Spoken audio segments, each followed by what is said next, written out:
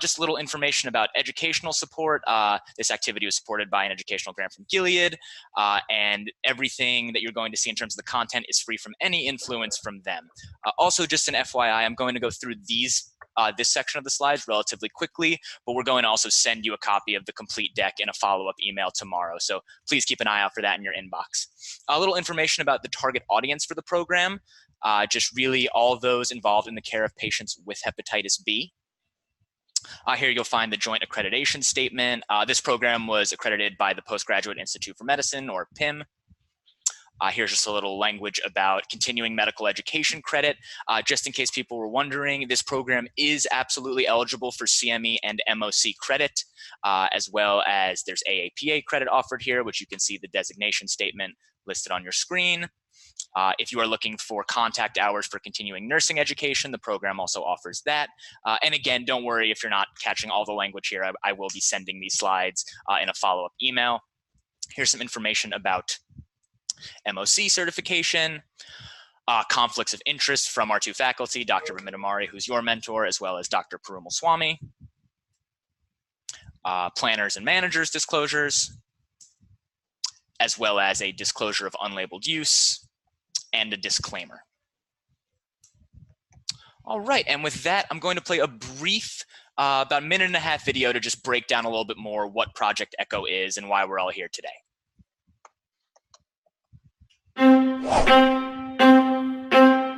Project ECHO is a performance Apologies for that. optimizer. Think of it as a high-speed internet connection for the healthcare system. It spreads new medical knowledge throughout the healthcare system, from university medical centers and other specialty care sites to the front lines of community care. Rather than information flowing in one direction, community providers learn from specialists. They learn from each other, and specialists learn from community providers as new best practices emerge. Under ECHO, community providers use video technology to participate in guided practice with specialist mentors. They acquire new skills that allow them to treat patients they otherwise would have referred out. Patients with complex chronic conditions get high-quality care where they live from providers they know. No waiting months to see a specialist. No long drives back and forth to get critical care. ECHO exponentially increases access to specialty care by moving knowledge instead of moving patients. Suffering and pain are reduced, and lives are improved and even saved. Project ECHO, changing the world fast. Join us at echo.unm.edu. Are you part of the ECHO?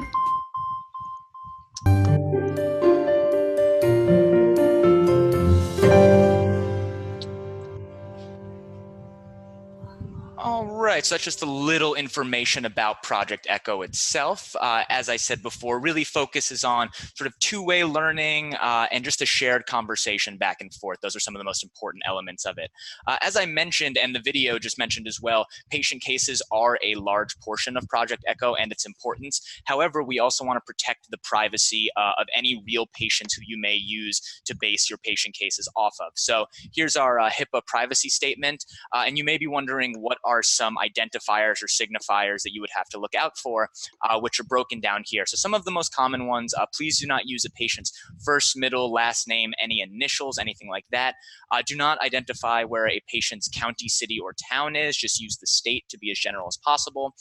For dates, please do not use birth dates. Rather use age, unless they are above the age of 89, because that becomes a smaller population where it could actually become a piece of identifying information. Also, please do not use a patient's employer, work location, or occupation. And lastly, do not identify the patient's family members, friends, coworkers, anyone who could be associated with them, and really reveal the identity of your patient. So that's just something to keep in mind when creating the patient cases. Again, you'll have this slide, so when you're creating your own, you'll know what to look out for. All right, and lastly, before I pass things over to Ram to actually begin today's presentation, we have a couple pre-test polls that we're going to launch that you should see on your Zoom window itself. So I'm going to launch the first one now. The question is, how confident are you in identifying patients who are at high risk of hepatitis B? Are you not confident, slightly confident, moderately confident, or highly confident? And I'll leave that up on the screen for another 10 seconds or so, so please respond to that poll question.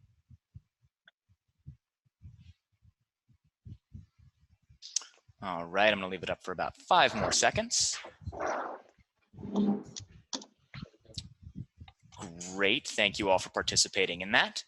We have one more confidence question, which is, how confident are you in overcoming patient barriers to screening? Are you not confident, slightly confident, moderately confident, or highly confident? Good, we've been playing some phone tag for a little while. I was wondering what availability you have. All right, I'll leave that up for another 5 seconds or so.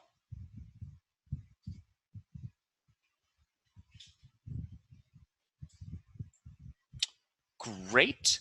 Then we have a practice impact question. So for this one, you're going to pick the answer that you think best signifies how much you agree with the following statement. So the statement is, I am able to identify patients who are at high risk of hepatitis B. Are you never able to identify those patients, rarely able to, sometimes able to, often, or always able to?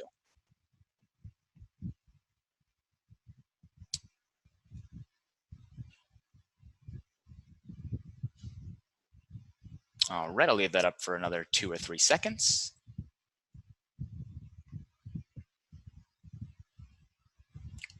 Great, and we have one more question for you before beginning today's lecture, which is a knowledge-based question.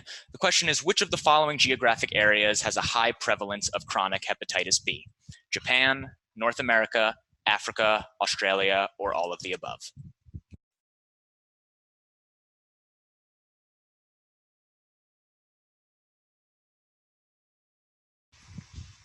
And I'll leave that up for another 5 seconds or so.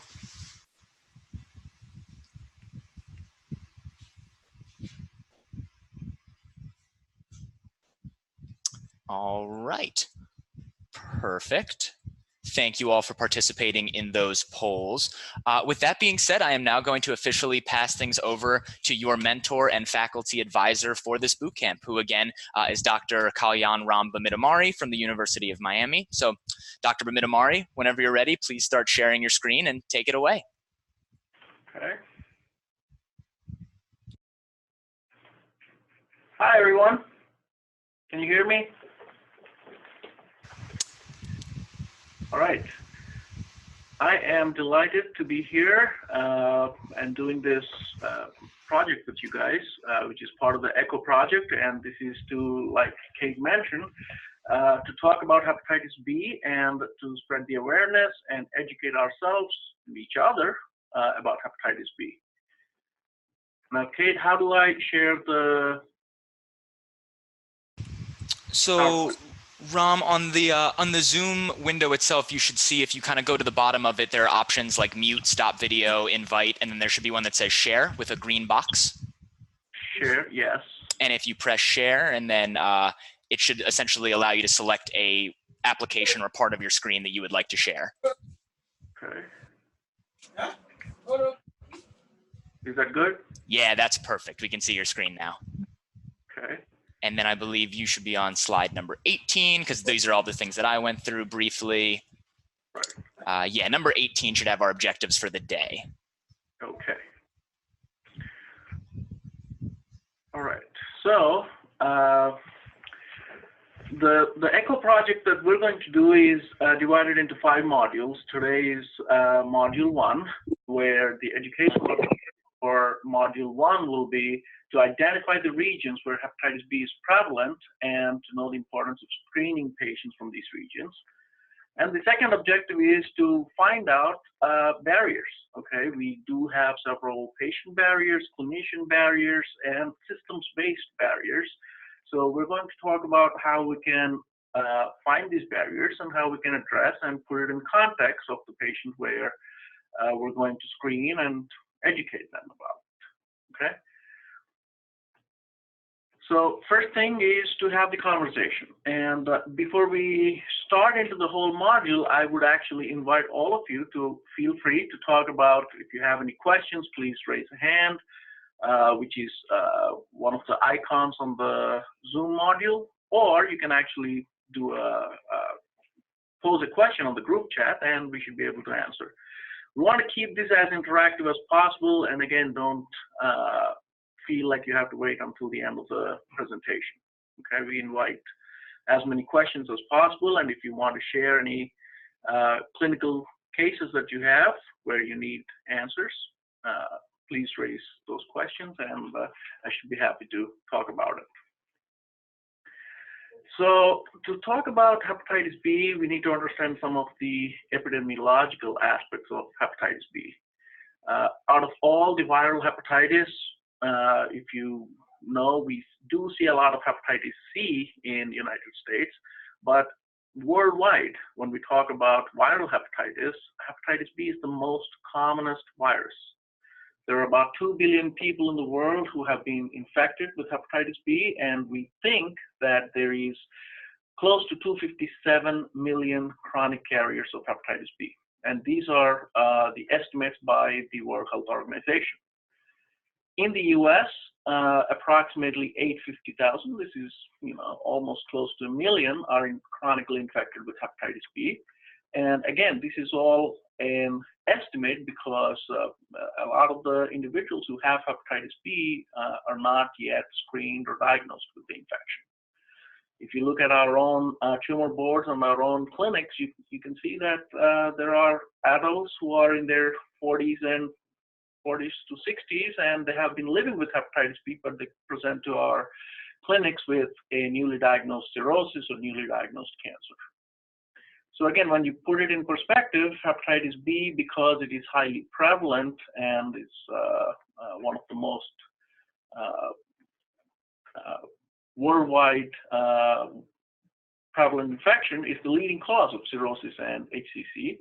And 30 to 50% of liver-related cancers, this is primary hepatocellular carcinoma, this is associated with hepatitis B. Now, the one thing that is different between hepatitis B, hepatitis C, and other causes of cirrhosis is cancer can occur with chronic hepatitis B even before cirrhosis occurs.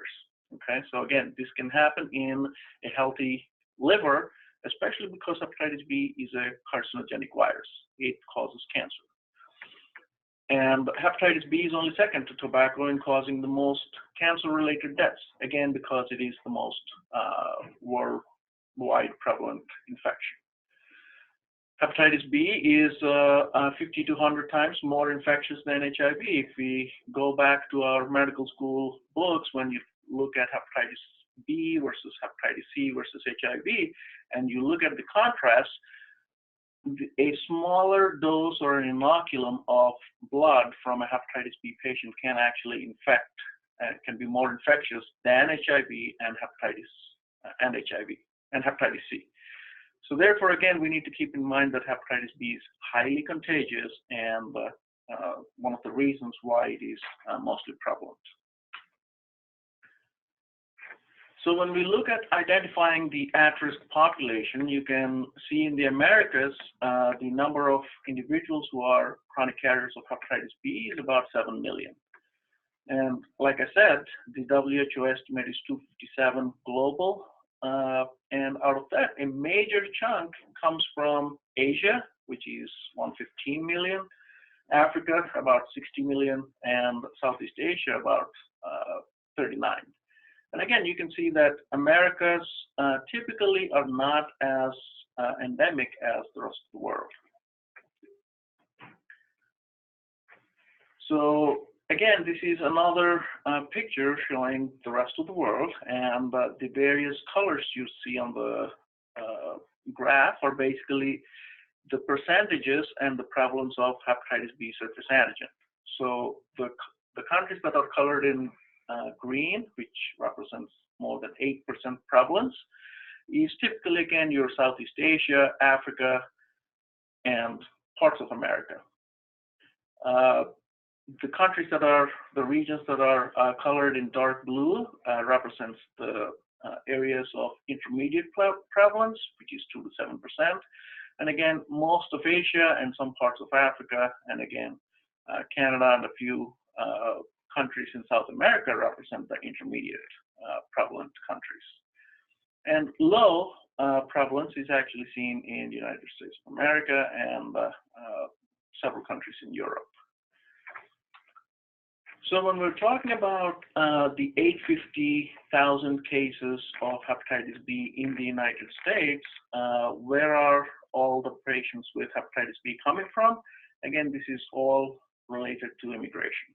Okay, we do get individuals from the endemic parts of the world, and you can see in this graph that approximately 1.5 million Mexican American immigrants from China, at least from Asia and China, about 3.3 million, and 815,000 immigrants from Africa. So, typically these are the number of individuals who are migrating from the endemic parts of the world to the United States, which account for the hepatitis B in the United States. So again, this is a very nice article from Hepatology 2012, which tells 95% of the new cases of hepatitis B are actually a result of migration, and 90% of the foreign-born individuals are the ones who have the carrier state. Intermediate to high prevalence countries are the reasons. If you look at the top countries of origin for foreign-born individuals with hepatitis B, China, Vietnam, Philippines, DR, and Mexico, these are the ones that come out to be the top countries.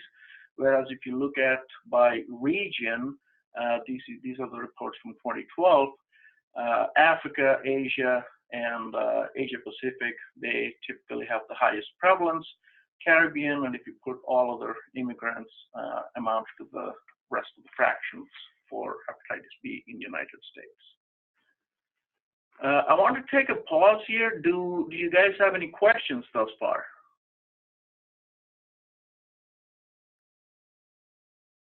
Okay. Again, I want to reiterate that I don't want you guys to feel that this is just a PowerPoint presentation or a talk. Please feel free to ask any questions if you have throughout and whenever you feel like asking. Okay. So going to the next slide, this is showing the trends of immigration in the United States. And if you look at all the top countries which have been immigrated to the United States, you see Asia, India, Haiti, and again, some of the regions from Asia and from highly endemic areas of the world, including Nigeria and African countries. You'll see that the trends have been increasing since the last 3 decades. Now, WHO has a very nice policy about various ways and strategies how we can tackle the problem. And like for hepatitis C, even for hepatitis B, there are several targets that it presents to various countries in the world. And by 2030, the goal for hepatitis B eradication can be achieved if we can reduce 90% of the new infections, and that will basically result in 65% reduction in deaths that are related to hepatitis B. If you look at these bar histograms, there are 2 shades. One is the light blue and the other is the dark blue. The light blue represents how we're doing as of 2015. The dark blue represents the areas where we need to improve until 2030, where we can achieve the target goals. So I want you guys to pay attention to the lower part of the graph, which is vaccination coverage. So again, with vaccination coverage, we are doing pretty much fairly decent. We are vaccinating about 84% of at-risk population. And again, by 2030, the goal is if we can vaccinate 90% of the population, well, we're going to do a good job in a step towards hepatitis B elimination. Ram, I apologize for the interruption. Would you be able to share the slideshow in full screen in the bottom right of the PowerPoint if you just make it full screen mode? Screen. like this. Just like within PowerPoint itself, there are those 4 icons on the bottom right, and then the rightmost one before the slider. Right. Yeah, if you could click that one. That's good. Would you mind selecting it for me one more time? I just did. It is in full screen for me. Interesting. Okay, to us it's not appearing full screen, but as long as everyone can see the information, we'll figure that out for next time. Sorry for the interruption. Yeah, this is full screen for me. Okay, yeah, well, we'll figure out why it's appearing this way for us. Don't worry. Okay. So I hope the audience is able to look at the PowerPoint content. Am I right? Ram, if you just press Shift F5, that should work. Shift F5. Well, that's exactly where I was. Oh, okay. Hope everyone can see it. Okay. Yeah, we'll be able to see. Okay. So, like I said, I was talking about the how we're doing in 2015 and what is the target goal for 2030. And we're doing well in terms of vaccination coverage. There is about a 6% increase in our vaccination strategy that we need to do before 2030 in order to achieve a hepatitis B elimination step. This is, again, one of the steps. The other step for hepatitis B elimination is to provide blood safety. Are all bloods, especially who are donating blood, are they screened for hepatitis B surface antigen? And again, in that regard, we are doing really well. The current screening rates are almost 97%. I'm hoping that this is almost 100%, at least in most of the areas in the country. But again, there is a 3% gap which needs to be fulfilled in order to achieve that target goal. But where we lack really is in the diagnosis of hepatitis B. So again, right now, as of 2015, we are doing less than 10% of screening, and we're diagnosing less than 10% of the at-risk population with hepatitis B. Now, we have a long way to go in order to achieve the elimination, and we got to increase the diagnostic step or the screening steps almost to 90% to achieve the WHO target. And also, again, when you look at the treatment, we're not doing that well. We're almost about the same in terms of treatment for hepatitis B. Again, these are individuals who are already diagnosed with hepatitis B, and yet they're not really accessing the care and accessing treatment. So again, untreated hepatitis B, even without cirrhosis, can cause cancer, and at least in my clinics, in our clinics, this is what we're seeing. So to talk a little bit about the modes of transmission for hepatitis B, we know that this is a virus that gets transmitted parenterally, so this is through blood and body fluids. So in endemic countries, the transmission is mainly vertical. This is mother to child at the time of the birth, and this is the most commonest mode of transmission, at least in the Asian countries. Horizontal transmission, this is again close contact with someone who is in the household with hepatitis B. This can also happen during early childhood. So this can be the grandparents, this can be the uncles, this can be the family members. And again, if the child is susceptible and not vaccinated for hepatitis B, that child can get exposed to hepatitis B, again, through blood and body fluids. This can be through a lot of fomites, you know, sharing of utensils, sharing of razors, sharing of several household items that can result in this kind of transmission. Healthcare transmission, this is, again, in endemic parts of the world where there is not that much of sophistication, contaminated needles, unsterilized needles, resource poor areas, and even if you're not screening for the blood products, these are some of the other ways where they can get hepatitis B.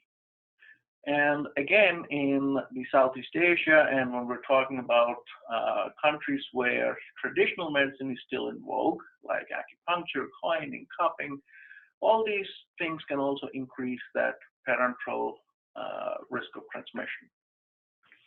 In non-endemic countries, this is typically the developed world. Most of the transmissions are a result of adult sexual activity. So again, most commonest one, this can happen in heterozygous couples and also more common in homosexual couples. Hey, Ram, can I chime in for a second? Sure. I don't think your slides are advancing, so I think Kate's just going to take over the slides, if that's all right. That's all right. Thank you. All right, everyone. Sorry about that. Kate's just going to take over the slides so that you can see what Ram's talking about. Thanks. Great. Thank you for that, guys. So, Ram, I'm just going to stop that screen from sharing. And then as soon as you see mine, we'll just take it away from here. All righty. So now we're sharing.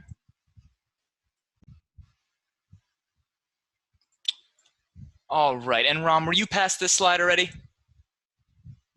No, I am actually talking about the modes of transmission in non-endemic. Yeah. Okay, perfect.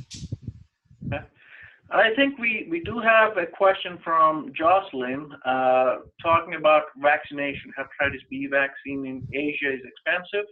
Here in the States, it's covered by insurance and free for the children, which is actually true. So again, hepatitis B vaccine, this is universal recommendation. So anyone born after 1995, part of the universal vaccination protocol or the ACIP recommendations is to vaccinate every kid who is susceptible with hepatitis B vaccine.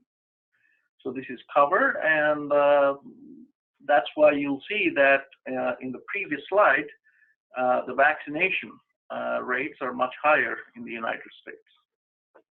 And this is, again, one of the reasons why if you see an individual who comes from the endemic part of the world, especially in Asia, they still may not be vaccinated for hepatitis B. And therefore, we need to be aware of it. We need to educate them. And if they're at risk, we should vaccinate them. Okay, so in this slide, I was talking about the non-endemic countries, which is typically the developed parts of the world. The transmission is typically through adult sexual activity. And again, like I said, hepatitis B can be transmitted through heterosexual transmission and also through homosexual transmission. Remember, this is again one of the contrasts where if you look into hepatitis C, you really need a high inoculum, typically with blood-to-blood contamination. So hepatitis C doesn't typically transmit via heterosexual relations, especially if they're monogamous. But hepatitis B, because it is highly infectious, this can be transmitted even in monogamous heterosexual couples if they're not vaccinated. And again, IV drug abuse, this is typically if you're sharing needles. We know that opioid epidemic is big in our country. We're seeing a lot of deaths and casualties because of IV drug use. So again, these are some of the ways hepatitis B gets transmitted in the developed parts of the world. Next slide, okay. So some of the myths about hepatitis B transmission, again, when you educate one member of the family, the other one typically gets a little bit scared about hepatitis B once you start talking about all the complications that it can lead to. And, you know, when you're looking at other ways like casual contact where there's not so much exchange of blood or body fluids, such as hugging, shaking hands, kissing, sneezing, and coughing, these typically do not increase the risk of transmission. Breastfeeding, again, it is very commonly asked questions. Breastfeeding has not shown to increase the risk of hepatitis B transmission. We actually allow women, even when they have positive hepatitis B virus, if they don't qualify for treatment, they can still breastfeed their young ones. But again, we need to make sure that the young ones get vaccinated.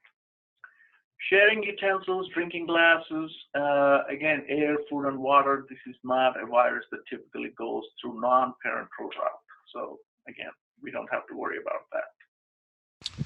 Great. And Ram, I actually think we have a raised hand from Jane. Jane, did you have a question?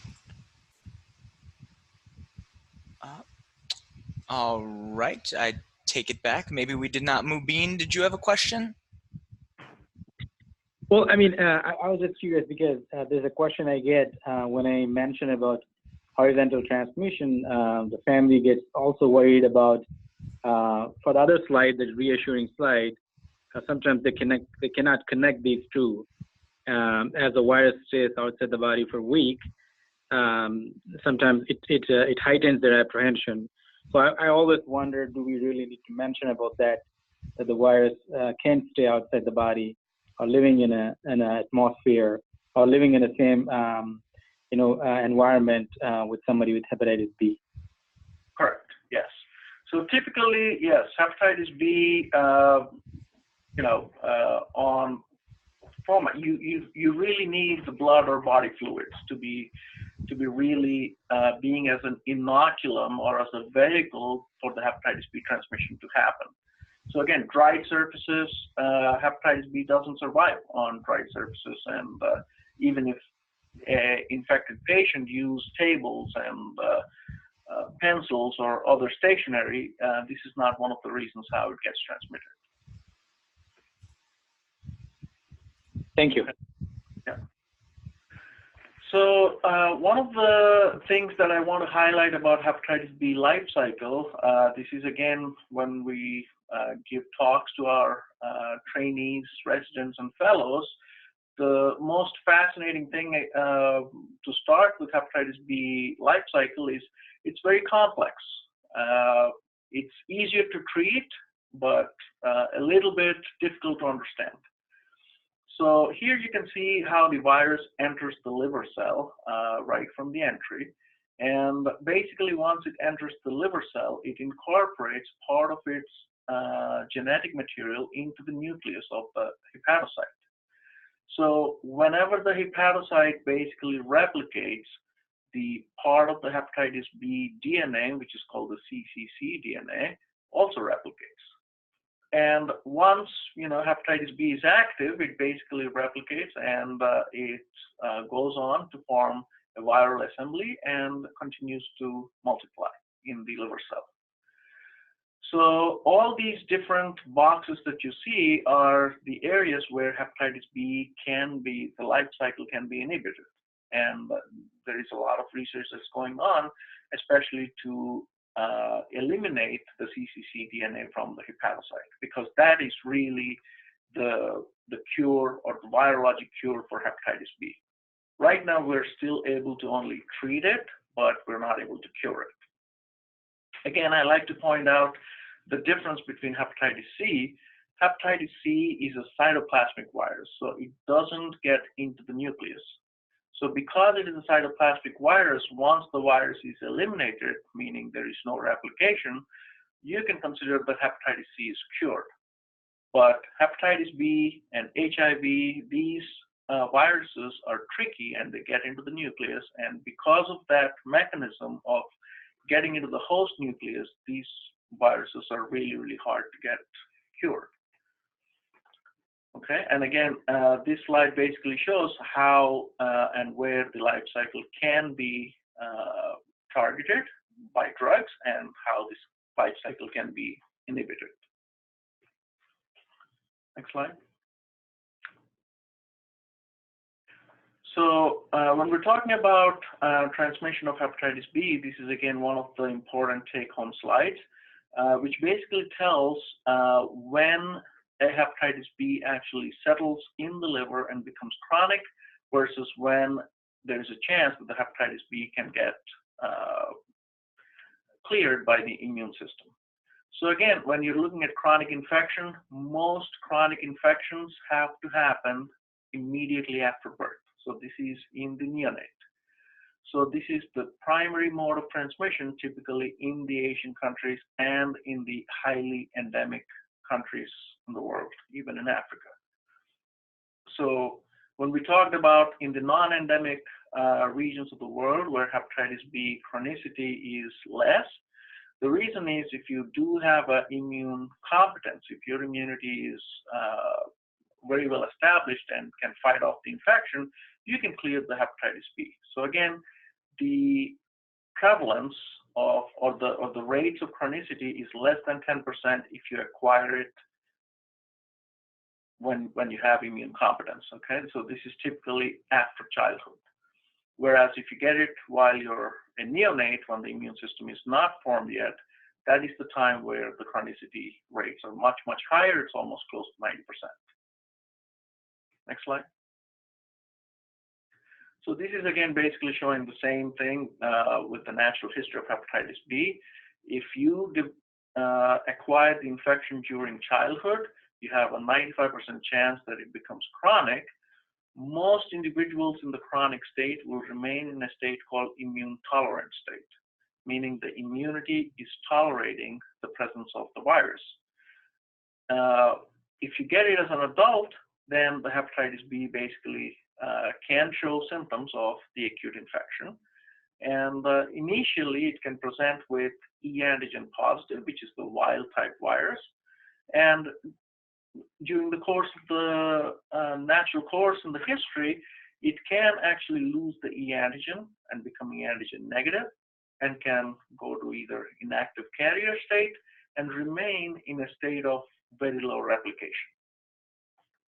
Okay, but again, even with very low replication, there is a good chance that these individuals can develop cirrhosis and can develop liver cancer. And again, mind you, liver cancer can happen even without the presence of cirrhosis. Okay, so now that we know a little bit about hepatitis B transmission and the natural history, who are the at-risk population? Now, this is a comprehensive list by the CDC, by USPSTF. If you look under all the bullets that are presented, persons who are born in high and intermediate prevalent areas, these are the endemic areas for hepatitis B, they should be screened. US-born children of immigrants, especially from highly endemic areas. So again, you can have parents from highly endemic areas, but even if the child is born in the United States, they should be screened. And especially we need to ask about vaccination if the child has received any vaccination in the neonatal period. Household and sexual contacts of hepatitis B carriers, they should be screened for hepatitis B. Persons who are injecting drugs or individuals who have multiple sexual partners or who have history of sexually transmitted infections. Again, because it is a parenterally transmitted virus, these individuals are at high risk. Homosexual men has to be educated and screened for hepatitis B. Inmates of correctional facilities, this is actually one of the screening tests when you actually get a patient with elevated liver enzymes, because chronic hepatitis B can remain very silent other than showing biochemical abnormalities. Individuals who have been infected with HIV and hepatitis C, you need to screen for hepatitis B, because in HIV, some of the medications used for HIV also have activity against hepatitis B. In the same way, hepatitis C treatments can actually exacerbate hepatitis B and can cause flares. So for those reasons, these individuals infected with these viruses should be screened. Patients undergoing dialysis, patients who are immunosuppressed, we'll talk more about this in the future modules, but they remain immunosuppressed. And if they're immunosuppressed, again, the virus can become active. It can raise from the dormancy and can cause infections.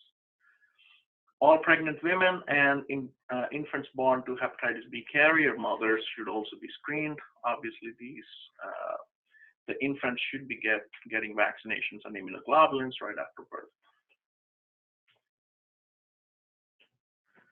So again, these are some of the U.S. Preventive Task Force recommendations to screen hepatitis B from highly prevalent areas of the world. Next slide. So the blue regions represent areas of prevalence where it is 2% or more, and the areas in the red are the ones that have prevalence more than 8%. So again, remember that individuals coming from 8% or more endemic areas should be screened. Even if you have a kid that is born in the United States, but the parents come from high-risk areas of the world, they also got to be screened for hepatitis B. Next slide. Again, the theme continues to recur, and this is intentional redundancy, that consequences of untreated hepatitis B is really cirrhosis and end-stage liver disease. With effective treatments, we are not seeing that much of cirrhosis and end-stage liver disease, because if the patient is under the care of a liver doctor, these can be prevented, but really a liver cancer, this is still one of the major problems with hepatitis B. So it causes liver cancer. 60 to 80% of liver cancer worldwide is due to hepatitis B. And again, this is a class 1 carcinogen, and it's only second to smoking in causing cancer-related deaths globally. So when you talk about the clinical history and what happens once the patient gets actively infected with hepatitis B, if you get the infection when you're a kid, again, it becomes chronic 90% of the time. If you get the infection as an adult, the chances of it becoming chronic is less than 10%. But if it becomes chronic, those are the individuals where there's a risk for liver cancer, cirrhosis, and again, once they develop cirrhosis or end-stage liver disease, transplant or death are really the only ways they can go. So when we talk about what are some of the risk factors from a viral standpoint that would give rise to cirrhosis or liver cancer, this is one of the larger studies that was done in Taiwan. This was published in Gastroenterology, and this is called the REVEAL study. This is a prospective observational study with very long-term follow-up. This study cannot be replicated because if you look at the number of individuals with hepatitis B, it's more than 3,000 individuals who participated in this study. So one of the things that they looked is the viral factors, the host factors, and out of all of those, looking at E antigen, looking at E antibody, looking at age, all these different factors. The one thing that stands out is the viral load. So of all the factors that can give rise to bad outcomes, including cirrhosis and liver cancer, it's really hepatitis B DNA that stands out as one of the independent predictors to cause these bad outcomes, okay? So again, suppressing the DNA with the available antiviral therapies is really a no-brainer, okay? So again, this shows to tell you that viral DNA is really the most important factor. Again, it's the same thing for HCC. This is the risk of hepatocellular carcinoma goes up as the virus goes more than 6 logs. Okay, so the higher the viral load, the higher the risk for liver cancer. So again, to emphasize that hepatitis B is a silent killer, chronic hepatitis B, especially if the virus is in an immunotolerant state, most individuals will remain symptomatic. They can have viral load in tens and thousands and even millions, but if their liver chemistries are normal and they don't have any symptoms, well, the hepatitis B goes undetected or undiagnosed. Only until a time when that individual presents with liver cancer or cirrhosis. Again, one of the important things is with smaller liver cancer or well-compensated cirrhosis, the individual can still be unaware that he had hepatitis B all through. Okay. Liver tests LFTs. If you think that LFTs will pick up most of the hepatitis B, it's wrong again.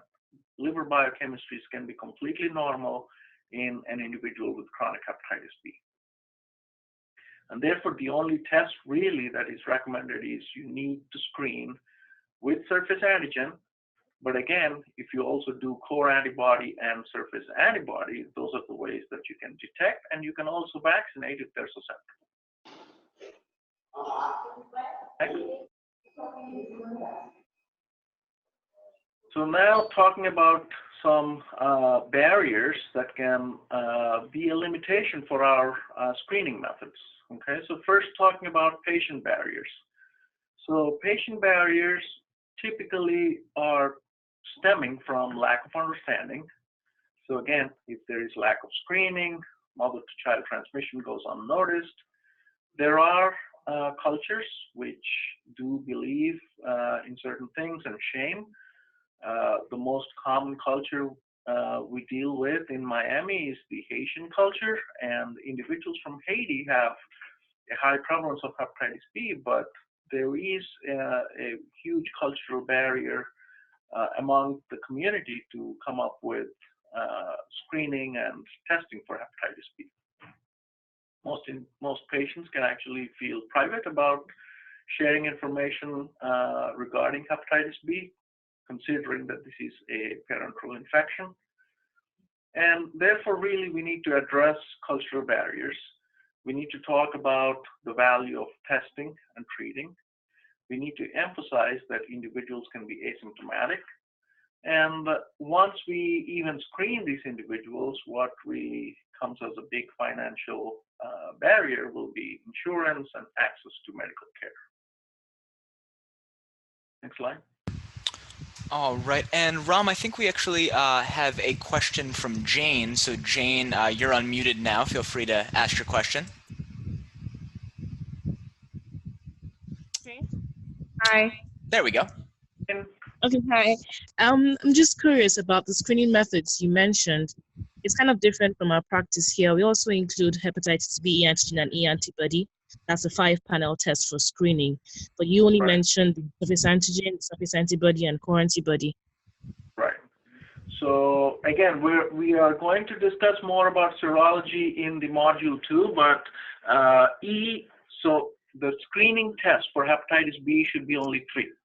Hepatitis B core antibody. This will tell us whether the patient is exposed to hepatitis B or was ever infected. The second test is hepatitis B surface antigen. This is actually the most screening tool to figure out if the patient has active hepatitis B. And the third one is hepatitis B surface antibody. Now that is important because if there is a patient who is at risk, you can figure out if he's susceptible, or you can think about vaccinating. The patient is surface antigen positive. That is the only time you're going to do E antigen and E antibody. The patient is not positive for surface antigen. There is no role in doing envelope antigen and envelope antibody. Okay, I got that. Thank you. Great, thank you for that question, Jane. Yeah. So solutions for patient barriers. Again, the most commonest one, if we ask the audience to raise hands, obviously the most commonest one is no insurance or lack of access. So local community health centers and sometimes the public health departments can actually provide hepatitis B screening tools. They can also provide tools for getting hepatitis B vaccination. There is a lot of information that is available through the websites, especially CDC and WHO. If you go into those websites for hepatitis B and for education, patients get a ton of information from these educational links. Next slide. So again, the typical way that I would basically talk to a patient, let's say a patient is referred to me for elevated liver enzymes, or the patient is referred to me for, or you're seeing a patient with sexually transmitted infection or high-risk behavior. The best way to engage them is to put it in the context for that patient. So talk why hepatitis B screening is important. Because I'm a hepatologist, most of the time, the commonest reason why I get patients is elevated liver enzymes. So again, it's easier for me to put it in the context that, listen, hepatitis B can remain asymptomatic, but your liver looks inflamed because your liver enzymes are elevated, and hepatitis B can be a common cause for that kind of elevation in the liver test. So why don't we do a screening test for hepatitis B? But if you're in your practice, if you're seeing other high-risk behaviors, as alluded in the previous slide, you should actually put it in perspective. Let's say you're seeing a pregnant woman. Let's say you're seeing someone who has high-risk behavior, who's an individual who uses drugs. Again, you can tell them that the hepatitis B is a parenterally transmitted infection, and therefore we want to screen it. And once you put it in the context, that's actually a good icebreaker for talking to the patients about screening. And again, if there are other viruses which could be parenterally transmitted, like HIV, hepatitis C, obviously we need to counsel them about it. Alcohol use, sexual history, and counseling about substance abuse. These are also other areas where we need to counsel along with hepatitis B. And again, we should talk about what does hepatitis B do in terms of causing bad outcomes and liver damage. So again, if we highlight the important areas for the hepatitis B life cycle, that's a good conversation to actually make the individuals aware and get educated. Next. So clinician barriers. Obviously, we talked about patient barriers, and trust me, if you're a clinician these days, with the amount of documentation we need to do, with the amount of the volume of patients that we're seeing, clearly we do feel like we have several barriers, right? And especially if you're in primary care, there are too many things that you need to keep track of. There are some CMS needed prevention strategies. There are several steps that you need to make sure that that particular patient gets all the recommended steps in their healthcare. So again, when you're keeping track of too many things, you can't accomplish everything in such a short time when you're seeing that many patients. Hepatitis B serologies, like we talked about earlier, there are several hepatitis B serologies, okay? And it can be confusing. Trust me, when we talk to our GI fellows and liver fellows, even they get confused in their earlier years of training about how to interpret serologies. And if you look at hepatitis B guidelines, again, depending on which society you're following, there is an Asian Society for Study of Liver Diseases, there's a European Society, there's an American Society. So you go in different guidelines, those guidelines can tell you, oh, you know, you need to look for a particular threshold for liver enzyme elevations, and that's when you can think about it. And up until recently, even oncology guidelines have been a little bit confusing in terms of screening for hepatitis B. So again, depending on what your practice gets highlighted, these guidelines can be confusing. So again, projects like the ECHO project, we're going to talk about what should be the standard of care, okay? And in electronic health records, there are no reminders built. I mean, there are several reminders already, which basically make us closing the charts really difficult, right? And if you build in more reminders, I can tell you it's going to basically prolong the chart from getting closed. So anyways, these could be some of the clinician barriers. Next slide. So solutions could be, you know, when you take one step at a time, okay?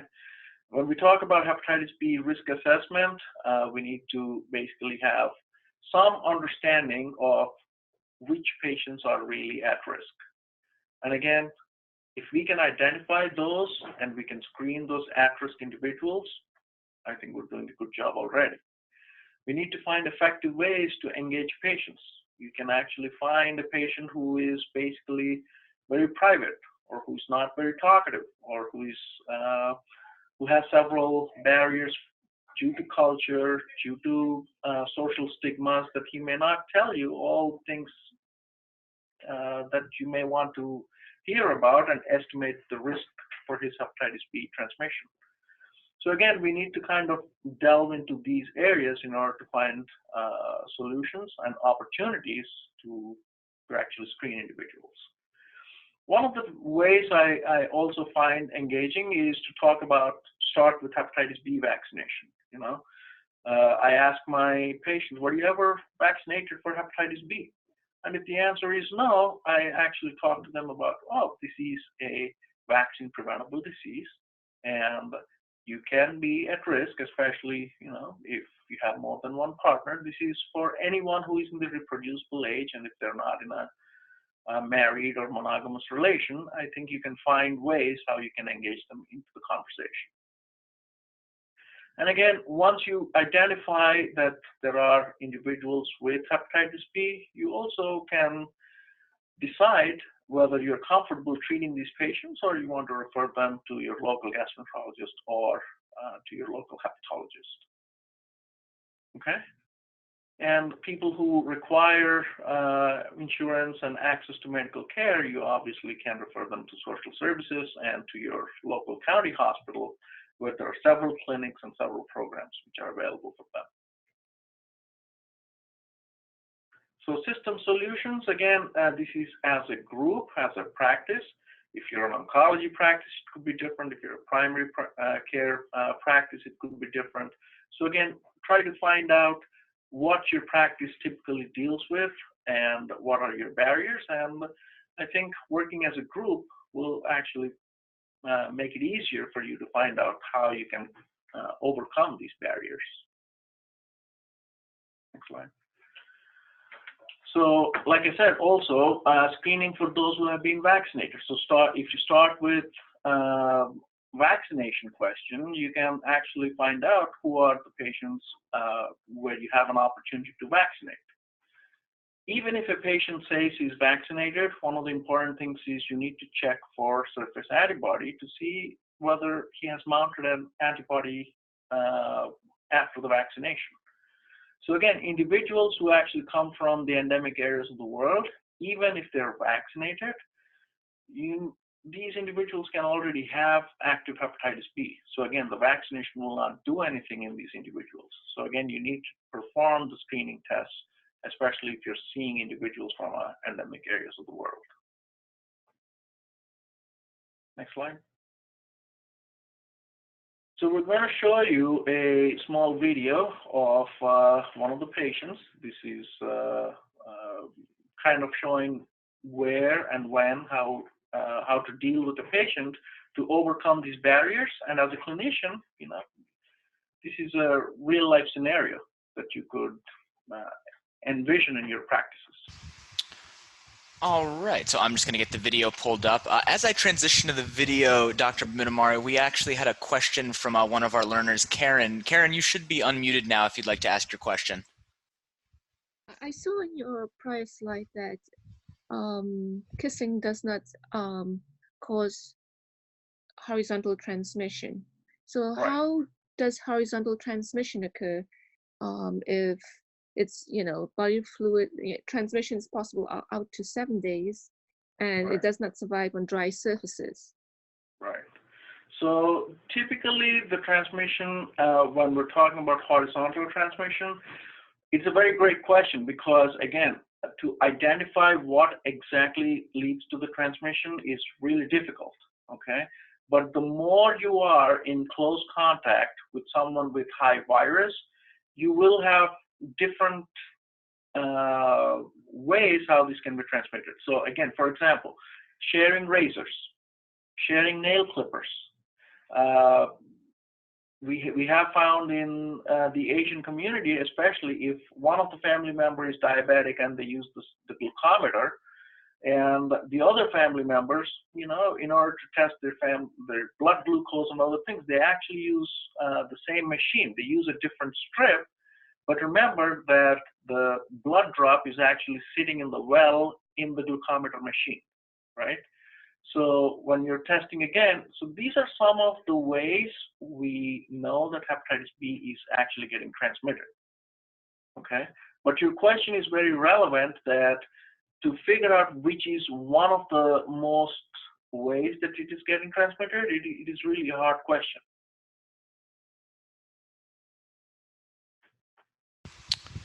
All right, so I'm going to play the first patient case video now for everybody. Yu Wen Lee is a 28-year-old woman who presents for a family planning visit.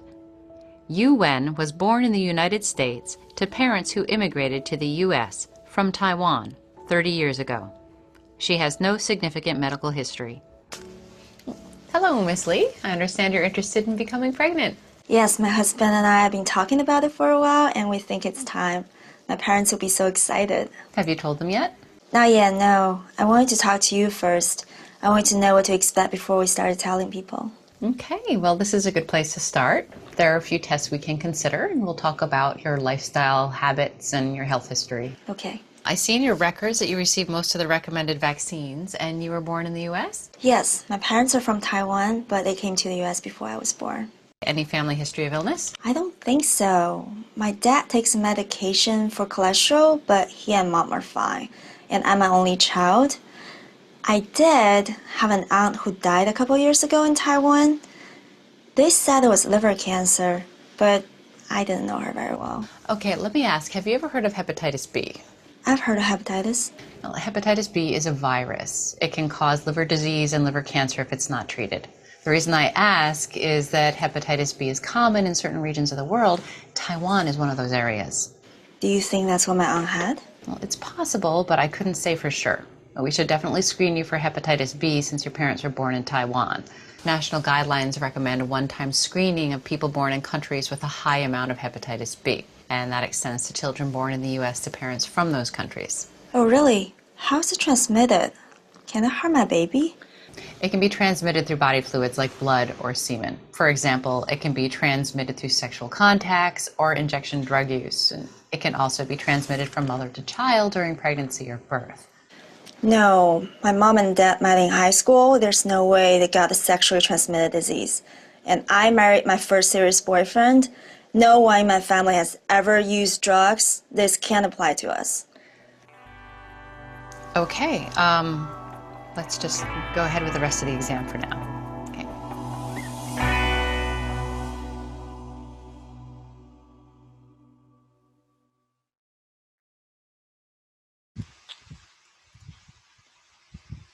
All right, Ram, if you'd like to lead us back into the discussion. All right, so don't you guys think that this could be a real life scenario where the patient becomes a little bit conscious about the social stigmas, and we're all really challenged with time, so we might actually leave the conversation right there, right? But we all know that this is actually a perfect scenario, a perfect opportunity to talk and engage this patient in conversation, especially if one of the family members died of liver cancer, okay? We need to destigmatize patients that this is not a sexually related illness. This can be transmitted from mother to child, and again, this can be a silent infection. So proceed with the next slide. Okay. All right, so the next slide is actually the part 2 of the video, how things may have gone differently. Did you want to play that one today as well, Ram? Yes. All righty. Give me one moment. So this video is basically showing how you should be actually finding ways and how to engage patients and how to break the cultural barriers. So take it away, Kate. All right. Let's just go ahead with the rest of the exam for now.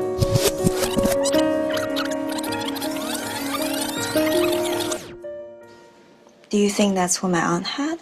All I would say is that your aunt's history raises my level of concern. I recommend testing you for hepatitis B because your parents are from Taiwan and also because you're considering becoming pregnant. The Centers for Disease Control and Prevention recommend a one-time screening of people born in countries with a high amount of hepatitis B, like Taiwan, and that extends to children born in the U.S. to parents from those countries, like yourself. It's especially important for you because one of the main ways hepatitis B is transmitted is from mother to child during pregnancy or birth.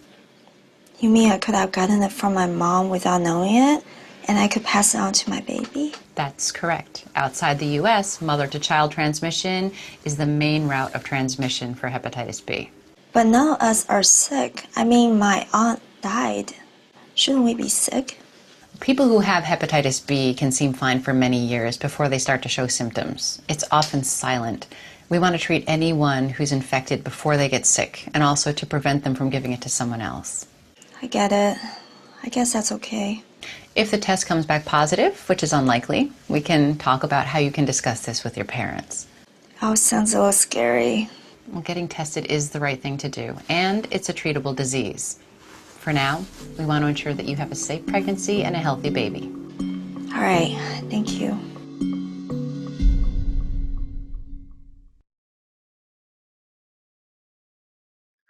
So again, basically just takes another a few minutes from your clinic time, but if you identify where you can actually intervene, that's the best way to engage the patients. And again, our job is to educate, and our job is to make individuals healthier. So this will be a perfect opportunity. And you know, in someone who is actually planning conception, you can not only make sure that she gets the benefit of screening and treatment, but her family members could be screened, and it also would prevent the vertical transmission from her to the kid, again, if you diagnose her with hepatitis B. So again, these are several opportunities where we can cut the life cycle and make sure that hepatitis B transmission is curtailed. All right, great. And we just wanted to check at this point. Next week, we'd like to have one of our learners actually give a case presentation that we can interact with at the end of the module. So is there anybody who would like to volunteer at this point? Feel free to unmute yourself and volunteer. You can enter it in the chat. We'll also be sending a follow-up email that has information. So if you don't feel comfortable volunteering yet, but would still be interested, feel free to respond to that email and we can begin talking about it.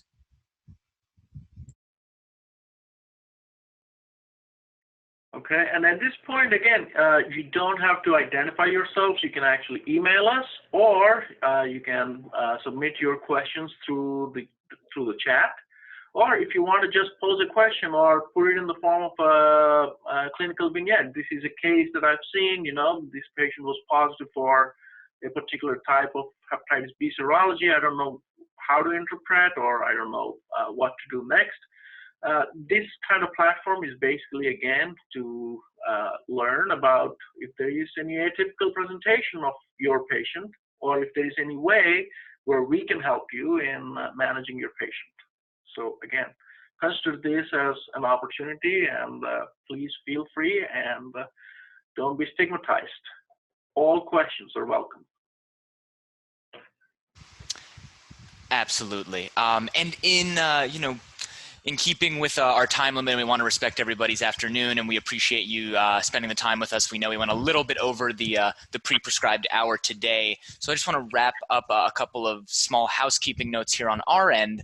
I'm going to launch a few more of those polling questions, similar to how we did in the beginning of the lecture. There's only 3 of them, so they'll go relatively quickly, and you'll realize you probably will recognize the questions as well. So the first question is, how confident are you in identifying patients who are at high risk of HBV or hepatitis B, taking into consideration everything that you just learned from this lecture, or things you may have had questions answered about. And keep in mind, we just want you to answer as honestly and accurately as possible.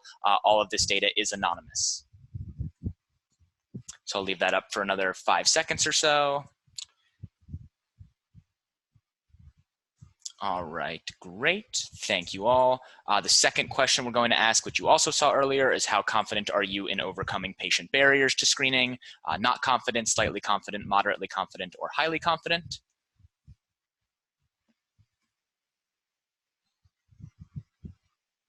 All right, I'll leave that up for about 5 more seconds. Great. And then the final polling question we have for you today, which you saw earlier as well, is I am able to identify patients who are at high risk of hepatitis B. Do you feel that you are never, rarely, sometimes, often, or always able to identify such patients?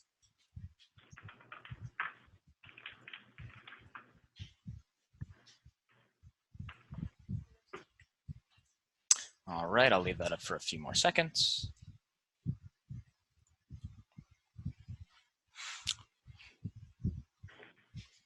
Great, thank you all for sharing your responses there. All right, with that being said, just a few other points that I would like to highlight. You'll be receiving a follow-up email from us tomorrow. It will have all of the slides that you saw today that were delivered by Dr. Bhamidimarri, so you'll have a chance to look at those at your own pace if there's anything you may have been confused about. You will also receive information about the next module, which will be at the same time next week on July 31st, so that will be 3 p.m. Eastern time, but wherever you're joining us from, the same time that you joined today, you'll be able to join in. And the topic will be Serology Part 1. We'll be spending the next 2 modules discussing serology.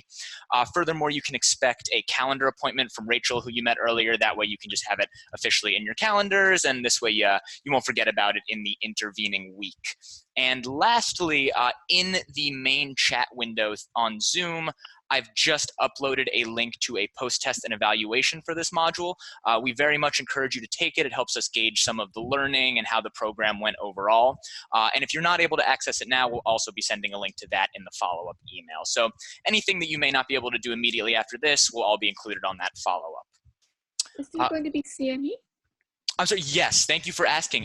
This program is all CME accredited. Each module is worth 1.0 Category 1 CME credits. And when you go to that post-test and evaluation link, you can choose the type of credits you would like. With that being said, Ram, is there anything else that you would like to highlight or ask of the learners? Well, I would, again, basically encourage that this is a platform where, you know, you may think that you have a case and you want to share it with others so others can learn from your case. Otherwise, we have prepared ourselves some of the common case scenarios where we'll use that as a platform to kind of educate and increase the awareness. But again, clearly, thank you all for your interest. I know that you all probably are seeing a lot of hepatitis B in your clinics, and that's why the interest is present. So again, feel free to basically ask questions and continue your interest. Thank you all for attending. Great. Thank you very much, everybody. And thank you, Ram, for joining us and leading us through this first module. We very much look forward to seeing you next Wednesday at the same time. Yep. Thank you all. Thank you, everybody. Thank you. Have a great day.